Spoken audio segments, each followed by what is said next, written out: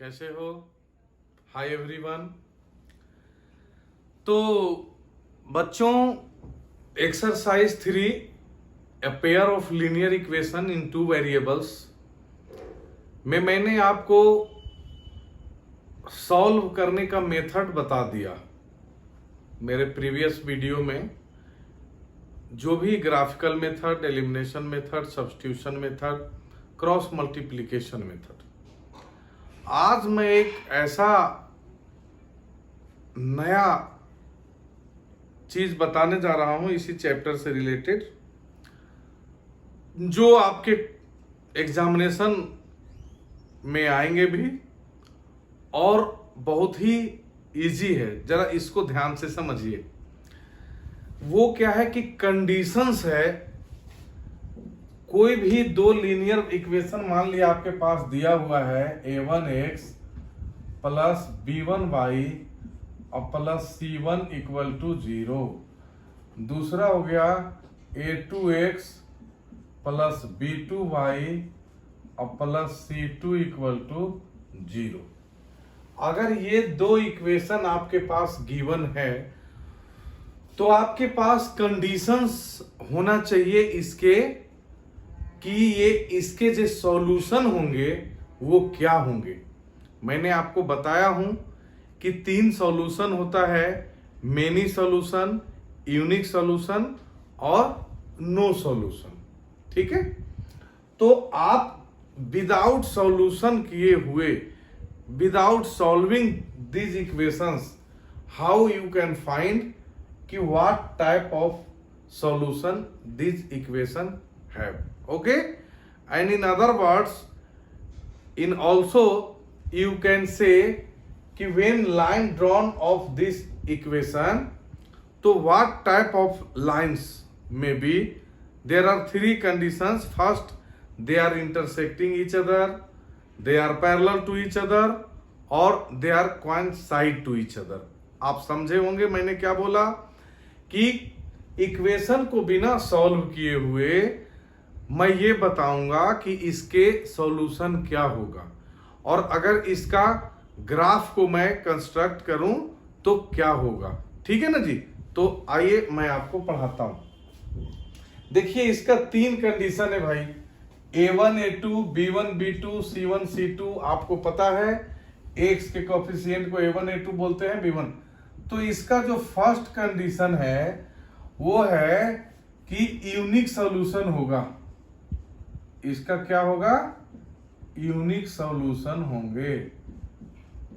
कब? If a1 upon a2 equal to नहीं है b1 अपॉन b2 का। a1 अपॉन a2 मतलब x का कोफिशिएंट अगर y के कोफिशिएंट के इक्वल नहीं है तो अगर फिर c1 c2 का कोई मतलब नहीं बन जाता है। जब ये दोनों नहीं इक्वल है आपस में और इसके ये इक्वल है तो इसका मतलब क्या हुआ कि ये दोनों तो नहीं इक्वल है, तो ये यूनिक सॉल्यूशन होंगे। ठीक है जी। और यूनिक सॉल्यूशन का जो ग्राफ होता है वो क्या होता है? एक दूसरे का इंटरसेक्ट करता है। ये बात समझ गए होंगे आप। सेकेंड क्या है कि एक है इनफिनाइट मेनी सॉल्यूशन, एक है मेनी सॉल्यूशन। ठीक है, मेनी सॉल्यूशन का क्या होता है कंडीशन? मेनी सॉल्यूशन का कि a1 अपॉन a2 अगर इक्वल है b1 अपॉन b2 का और इक्वल है c1 अपॉन c2 का।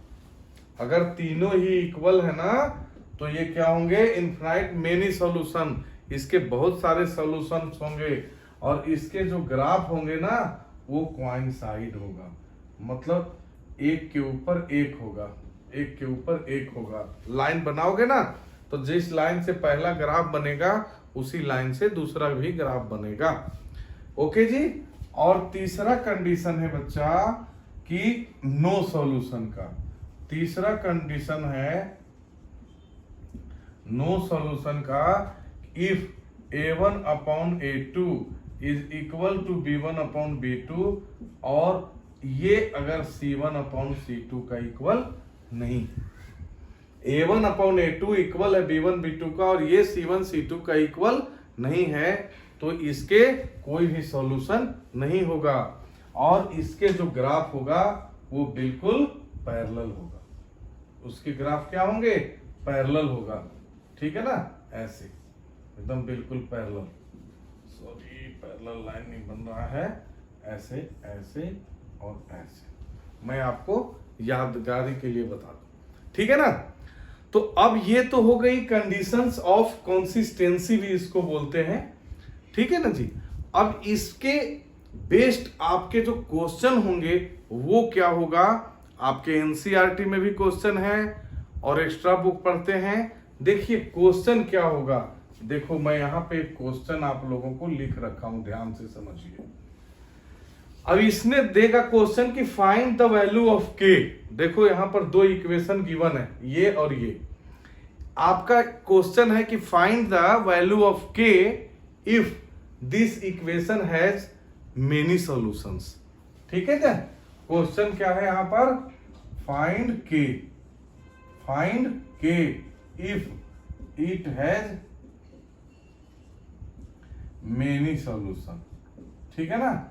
ये देखिए, अब बताओ क्या करोगे आप।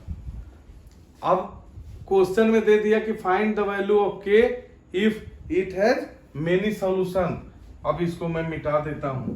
अब देखो क्या होगा, अब ध्यान से समझना जी। ये बोर्ड में एक क्वेश्चन बिल्कुल ही कंफर्म आएगा, मैं जानकारी के लिए आपको बता दूं। अब मेनी सॉल्यूशन का क्या होता है कंडीशन? मेनी सॉल्यूशन का कंडीशन होता है कि A1 upon A2 is equal to B1 upon B2 is equal to C1 upon C2। तो अब आप देखो यहां क्वेश्चन को मैं सॉल्व कर रहा हूं कि A1 इक्वल टू क्या है, A1 इक्वल टू है K माइनस 3 और A2 इक्वल टू क्या है K, ठीक है। और B1 और B2, B1 इक्वल टू क्या है 3 और B2 इक्वल टू क्या है K। और इधर देखिए C1 और C2, C1 इक्वल टू है K और C2 इक्वल टू है 12। आपने बिल्कुल A1 A2 B1 B2 C1 C2 यहां से समझ गए। X के कोफिशिएंट को A1 बोलते हैं, Y के कोफिशिएंट को B1 बोलते हैं और विदाउट कोफिशिएंट को C1 बोलते हैं। सिमिलरली सेकेंड इक्वेशन में जहां A1 था A2 B2 C2 हो जाता है, ठीक है ना। अब आप लिखोगे फॉर मेनी सॉल्यूशन, जो कंडीशन होता है वो अगर लिखेंगे फॉर मेनी सॉल्यूशन, तो मेनी सॉल्यूशन के लिए क्या होता है, A1 upon A2 is equal to B1 upon B2 is equal to C1 upon C2। तो आप क्या करेंगे इसके अकॉर्डिंग, देखिए K माइनस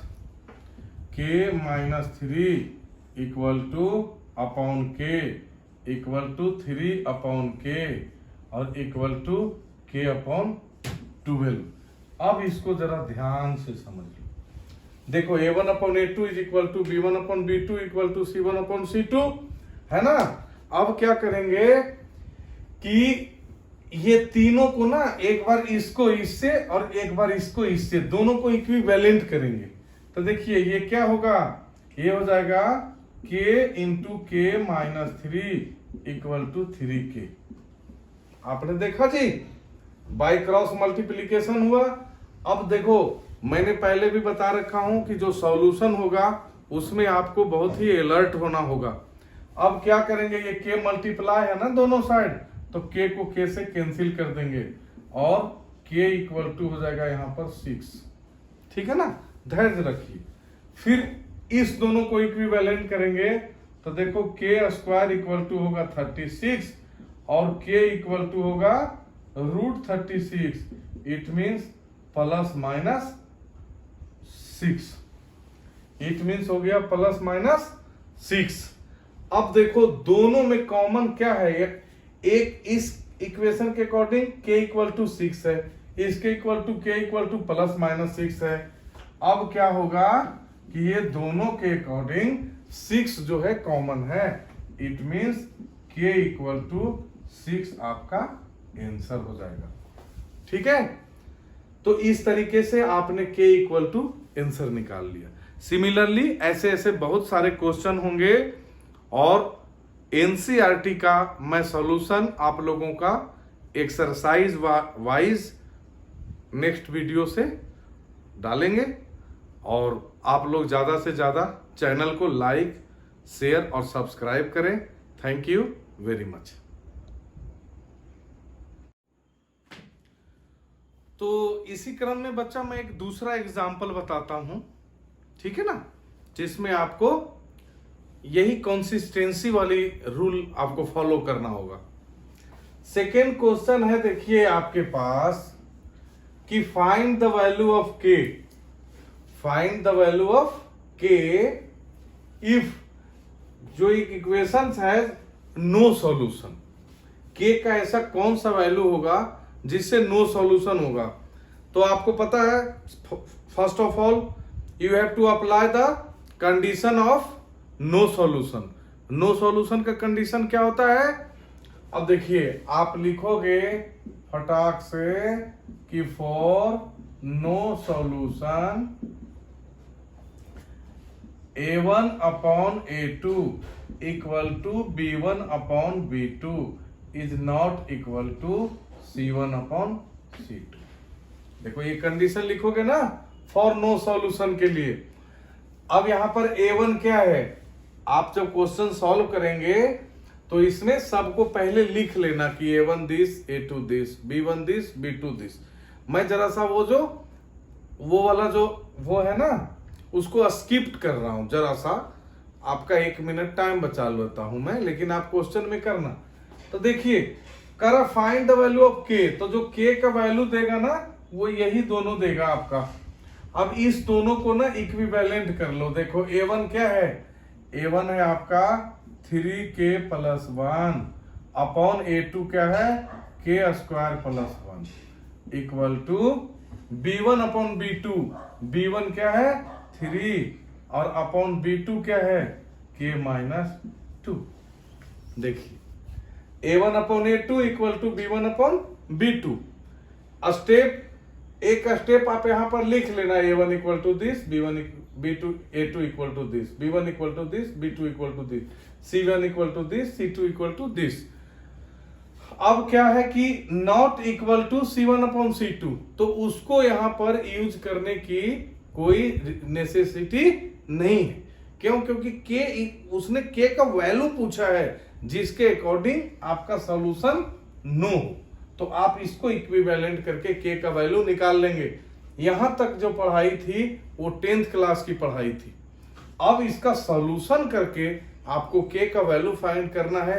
ये तो आपका 8-9 का है, अगर इसको आप नहीं करते हो इसका मतलब आपकी कैलकुलेशन स्किल कमजोर है। उसको आप पढ़ाई करके थोड़ा सा बढ़िया बनाइए।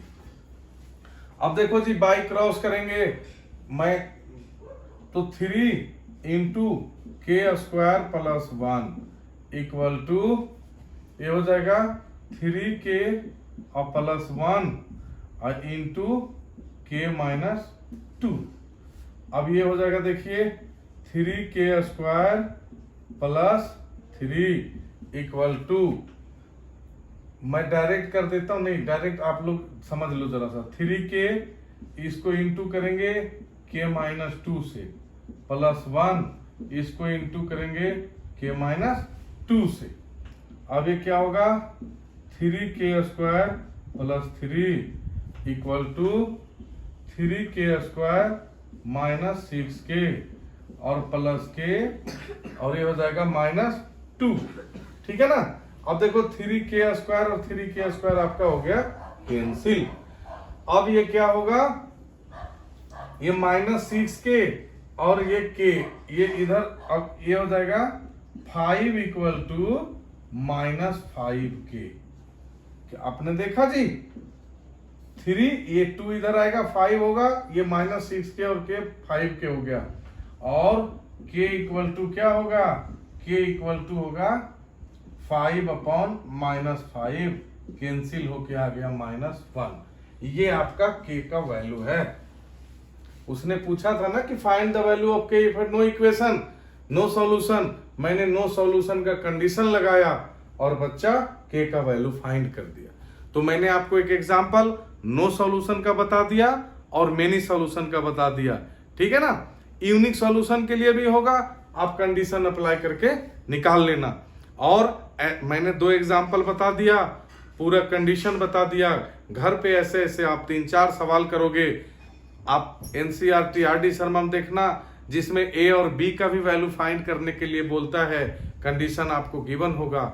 ऐसे ऐसे 3-4 क्वेश्चन घर पे करना। कोई प्रॉब्लम होता है कमेंट बॉक्स में मेरे से पूछना। Thank you very much.